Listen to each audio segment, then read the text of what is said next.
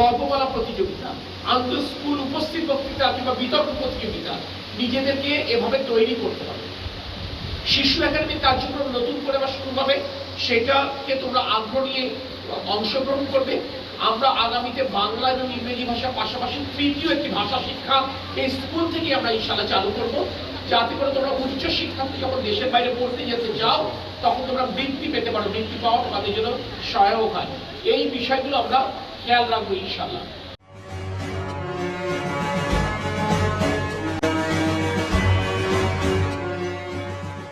শনিবার যশোর সরকারি বালিকা উচ্চ বিদ্যালয়ের নবনির্মিত 6 তলা বিশিষ্ট একাডেমিক ভবনের উদ্বোধন করেন প্রতিমন্ত্রী অনিন্দ্র ইসলাম অমিত।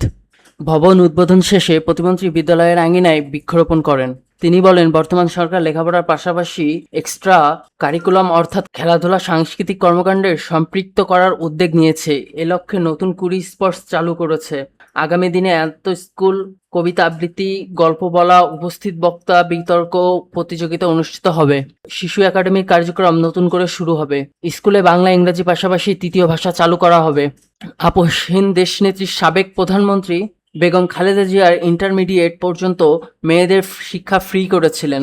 বর্তমান প্রধানমন্ত্রী তারেক রহমান অনার্স পর্যন্ত মেয়েদের শিক্ষা ফ্রি করার উদ্যোগ নিয়েছেন। ডেস্ক রিপোর্ট, দৈনিক যশোর। আরেকটি কথা বলতে চাই, যেটি এত অল্প বয়স তোমরা বুঝবে না, তোমাদের আব্বু আপনাদের সাথে বাড়িতে গিয়ে কথা বলে বুঝবে।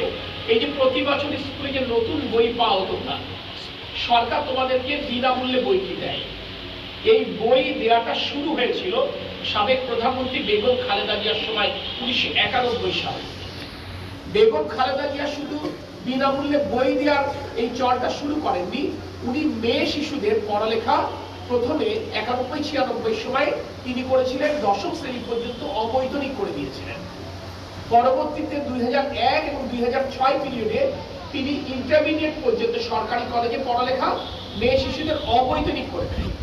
তোমরা যারা ভালো ফলাফল করবে আগামীতে, যারা স্নাতক পর্যায়ে পড়ালেখা করতে চাও অর্থাৎ অনার্স পর্যন্ত, এই সরকার তোমাদের এই মেয়েদের এই পড়ালেখা সরকারি বিশ্ববিদ্যালয়গুলোতে, সরকারি কলেজগুলোতে অনার্স পর্যন্ত পড়ালেখা অবৈতনিক করে দেওয়ার সিদ্ধান্ত গ্রহণ করছে।